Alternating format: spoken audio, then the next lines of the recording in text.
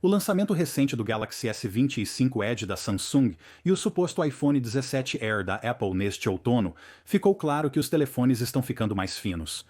O que levou muitos a questionar o motivo, já que passamos por isso antes e concluímos que mais espesso era melhor.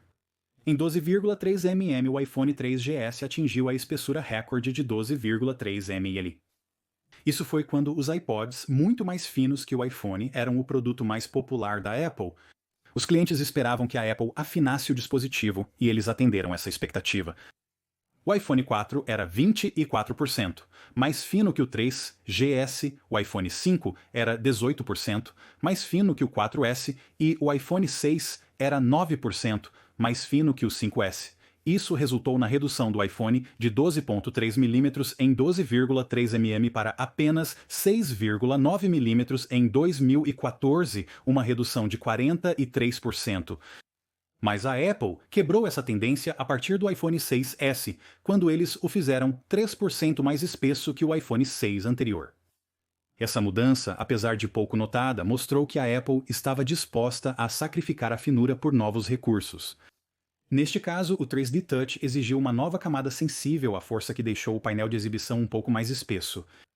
E essa tendência ascendente continuou com quase todas as gerações subsequentes do iPhone, até chegarmos ao 16 Pro Max hoje, que é mais de 16% mais espesso que o 6, um aumento bastante significativo. Então por que a Apple parou de priorizar a finura? É porque nós os instruímos a fazer isso. Em outubro de 2014, Scott Stein, da CNET, analisou o iPhone 6 de 6,9 mm e disse, citação, "Eu tinha a duração da bateria como o recurso que mais queria para o iPhone deste ano, e não me deram o que eu queria. Eu teria gostado e comprado um iPhone mais espesso, com uma bateria de melhor duração." Outras pessoas concordaram. Mac Daily News, em 2015, questionou qual seria o problema de um iPhone um pouco mais grosso, mas com maior duração de bateria. Até um canal do YouTube chamado The Unlocker disse que a Apple deveria fazer seus telefones um pouco maiores, com 11 mm e oferecer 20 ou 30 horas de bateria. O iPhone não chegou a 11 mm de espessura, mas com 8,25 mm eles entregaram uma duração de bateria muito maior. Com 33 horas de reprodução de vídeo, o 16 Pro Max dura quase 2,5 vezes mais do que o 6S Plus em 2015, em parte devido à sua bateria ser 70% maior. E nós, clientes, ficamos muito satisfeitos com isso. Então, por que a Apple mudaria de rumo e faria um iPhone Air de 5,5 mm que compromete a vida útil da bateria? Honestamente, tenho pensado sobre isso, e acho que eles estão tentando fazer duas coisas. Reanimar um mercado de smartphones estagnado. E dois, replicar o sucesso do MacBook Air. Existem semelhanças, o 29% mais fino, 40% mais leve e 44% menor em volume do que o MacBook padrão. Espera-se que o iPhone 17 Air seja 33% mais fino, 36% mais leve e 33% menor em volume do que o 16 Pro Max. Além disso, o MacBook Air apresentava a mesma tela de 13,3 polegadas que o MacBook maior, enquanto o 17 Air deve apresentar uma tela de 6,7 polegadas, quase tão grande quanto a tela de 6,9 polegadas no 16 Pro Max. As concessões dos dois produtos são parecidas, como menor duração da bateria e falta de alguns recursos. Acredito que a Apple errou ao não considerar como as pessoas realmente usam notebooks e smartphones de formas distintas. A diferença de peso entre o MacBook padrão e o MacBook Air era de 2 kg. Era como um livro didático escolar. Carregar um MacBook Air era muito mais fácil para as costas. Além disso, sua finura liberava espaço na mochila para itens como pastas e cadernos. Porém, esses benefícios materiais não se aplicam a smartphones. Todos nós os carregamos em um bolso, bolsa ou mochila. E uma economia de peso de 82 gramas ao mudar do iPhone 16 Max para o 17 Air é equivalente a uma pilha de post-its. Não oferece muita vantagem aos usuários, mas tem um lado negativo doloroso: menos duração de bateria. Os MacBooks são comumente utilizados em locais próximos a uma tomada, como salas de aula, quartos, escritórios ou cafés. Portanto, a duração da bateria não é tão crítica comparada ao iPhone, que tendemos a tirar do carregador pela manhã e não conectar até o final do dia. Além disso, usamos nossos celulares muito mais que nossos MacBooks. Um celular sem bateria significa não ter como se orientar ou contactar familiares. Acho que a maioria das pessoas não quer colocar essa funcionalidade em risco apenas por um design um pouco mais fino e leve. E isso me leva ao ponto mais importante que eu realmente não ouvi as pessoas falarem. Rumores sugerem que a Apple está relançando a capa de bateria inteligente para compensar a bateria menor do iPhone 17 Air, e se isso for verdade, tornaria o 17 Air a compra de telefone mais estúpida que alguém poderia fazer. Deixe-me explicar. Espera-se que o 17 Air tenha 5,5 mm de espessura e pese cerca de 145 gramas, tornando-o 2,75 mm mais fino e 82 gramas mais leve que o 6 Pro Max de hoje. Porém, muitos usarão a capa de bateria para que o 17 Air dure o dia todo. Se for parecida com a iPhone 11 Pro, adicionaria cerca de 9 mm de espessura.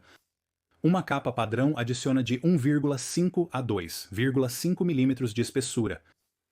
Então, um iPhone Air super fino de repente se tornaria 14,5 mm de espessura com a capa de bateria, comparado a 10,25 mm para o 16 Pro Max com uma capa padrão. Isso é 41% mais espesso. Agora vamos considerar seu peso. O case da bateria provavelmente adicionaria cerca de 190 gramas. Um case comum pesa em torno de 28 gramas. Então, o iPhone 17 Air pesaria um total de 335 gramas, o que seria cerca de 31% mais pesado que o 16 Pro Max. Além do incômodo de ter que colocar e tirar a capa da bateria conforme a necessidade de carregamento. Quando não estiver em uso, você pode querer colocar o 17 Air em uma capa padrão para proteção, o que significa carregar sempre uma capa extra ou manter seu telefone fino e leve em uma capa grossa e pesada, contrariando o propósito do dispositivo.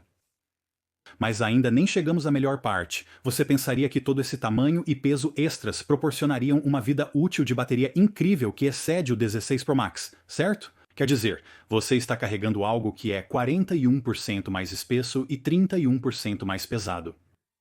Mas não. Espera-se que a capa da bateria seja de 1.400 mAh. Combinado com a suposta bateria de 2.800 mAh do 17 Air, isso totaliza 4.200, que é quase 9% menor que a bateria de 4.600 mAh dentro do 16 Pro Max.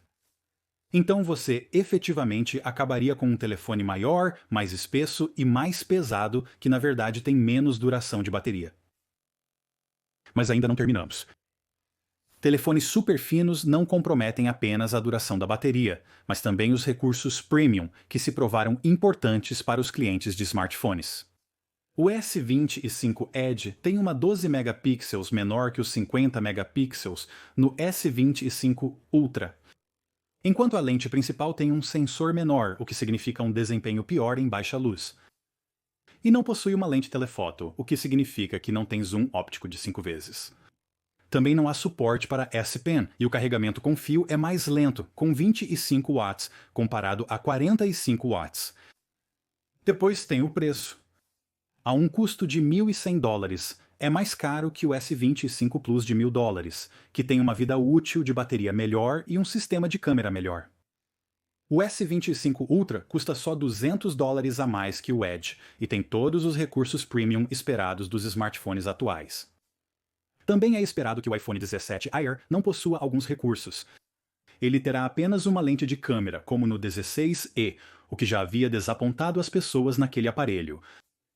E terá apenas um pequeno alto-falante no auricular sem alto-falante inferior e um chip A19 de desempenho inferior em vez do A19 Pro. Mas ainda não terminamos. Agora vamos considerar o custo. O estojo de bateria inteligente anterior da Apple custava dólares dos Estados Unidos, 129, então assumirei que eles não aumentarão o preço. Espera-se que o 17 Air custe $900. Então, comprar o telefone e o estojo juntos custaria $1.030. O 16 Pro Max custa $1.100, apenas $70 a mais. E tem mais duração de bateria, mais recursos, mais tela, e com suas capas, um design mais fino, mais leve e menor. Então tudo se resume a uma pergunta: quantos clientes querem pagar o mesmo valor, ou no caso do S25 Edge, pagar mais por menos? Menos tamanho e menos peso sem a capa, mas também menos bateria, menos câmera e menos recursos. Eu não acho que a maioria vai. As vendas recentes de iPhone estão maiores do que nunca. E isso é precisamente porque a Apple nos deu exatamente o que queríamos: telas, baterias e câmeras grandes. Basta ver o que ocorreu quando a Apple deixou de fazer isso anteriormente.